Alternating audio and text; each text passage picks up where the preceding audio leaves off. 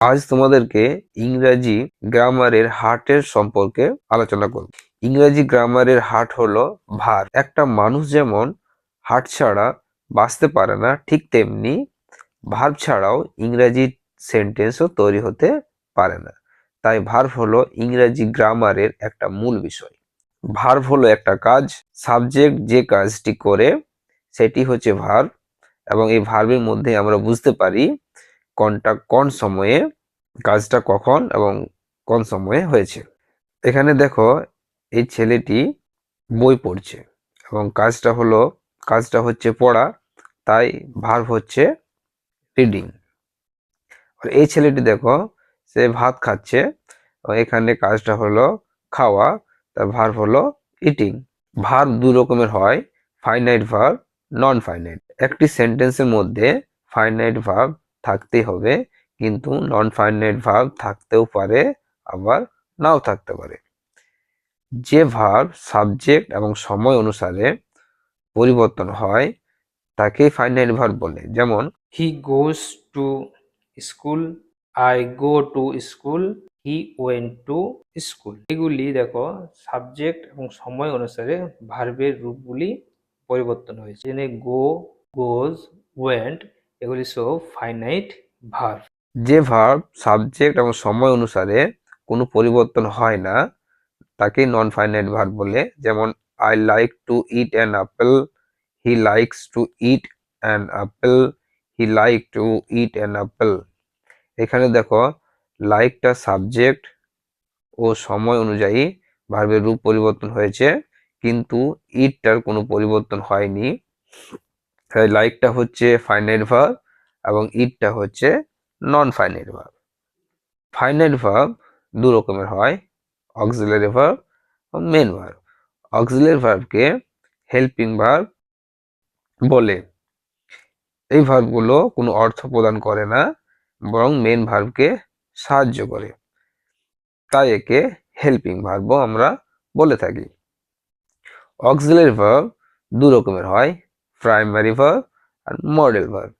Primary verb তিন রকমের হয়, be verb, have verb, do verb. Be verb হচ্ছে am, is, are, was, were। am, is, are প্রেজেন্টের verb, was, were হচ্ছে পাস্টের verb. Have verb has, have, had। has, have হচ্ছে প্রেজেন্টের verb এবং had হলো পাস্টের verb. Do verb do, does, did. Do, does হলো প্রেজেন্টের ভার্ব এবং ডিড হলো পাস্টের verb.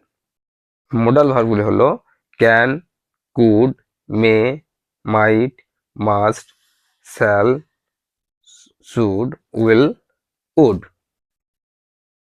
Can, may, shall, will হলো প্রেজেন্টের verb, could, might, should, would হলো পাস্টের ভার্ব। মেন ভার্ব হলো দুই রকমের, linking verb, action verb. Linking verb হলো হেল্পিং ভার্ব যখন মেন ভার্ব হিসেবে কাজ করে তখন তাকে লিঙ্কিং ভার্ব বলে। এখানে সাবজেক্টের অবস্থা বোঝায়, যেমন হি ইজ আ স্টুডেন্ট, এখানে ইজ হচ্ছে মেন ভার্ব এবং হি এর অবস্থা বোঝাচ্ছে এবং সে একজন স্টুডেন্ট। অ্যাকশন ভার্ব হলো সেন্টেন্সে যে ভার্ব কাজ করে, মুখ্যভাবে যে কাজ করে তাকে হয় অ্যাকশন ভার্ব।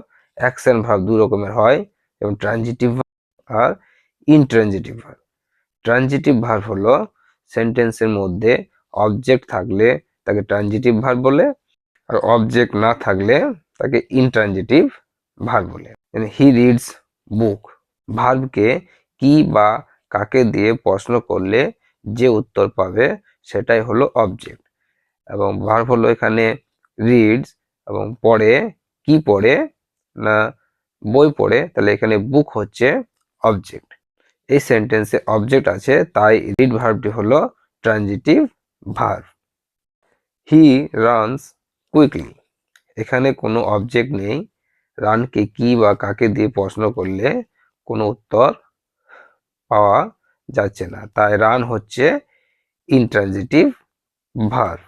নন ফাইনাইট ভার্ব 3 রকমের হয়, যেমন জেরান্ড, পার্টিসিপেল, ইনফিনিটিভ। ভার্বের সঙ্গে আইএনজি যোগ করে জেরান্ড গঠিত হয়। জেরান্ড সর্বদা নাউনের কাজ করে। Playing is a good exercise. ভার্বের সঙ্গে আইএনজি যোগ করেও পার্টিসিপেল গঠিত হয়। পার্টিসিপেল বাক্যের অ্যাজেটিভের কাজ করে। যেমন I saw the boy playing in the field. প্লেইংটা অ্যাজেটিভের কাজ করেছে, তাই প্লেইংটা হচ্ছে পার্টিসিপেল। ইনফিনিটিভ সর্বদাই টু প্লাস ভার্ব হয়, যেমন টু গো, টু ডু, কিন্তু কখনোই টু গোজ, টু ওয়েন্ট হয় না। আমরা বাংলায় যেমন করতে, যেতে, খেতে প্রভৃতি বোঝাতে আমরা ইনফিনিটিভ ব্যবহার করে থাকি। যেমন প্রেজেন্ট ইনফিনিটিভ এর ক্ষেত্রে to read, to go. Present continuous ইনফিনিটিভের ক্ষেত্রে to be reading, to be going. Perfect ইনফিনিটিভের ক্ষেত্রে to have read, to have gone. Perfect continuous ইনফিনিটিভের ক্ষেত্রে to have been reading, to have been going. Present infinitive প্যাসিভের ক্ষেত্রে to be read, to be gone. Perfect ইনফিনিটিভের প্যাসিভের ক্ষেত্রে to have been read, to have been gone.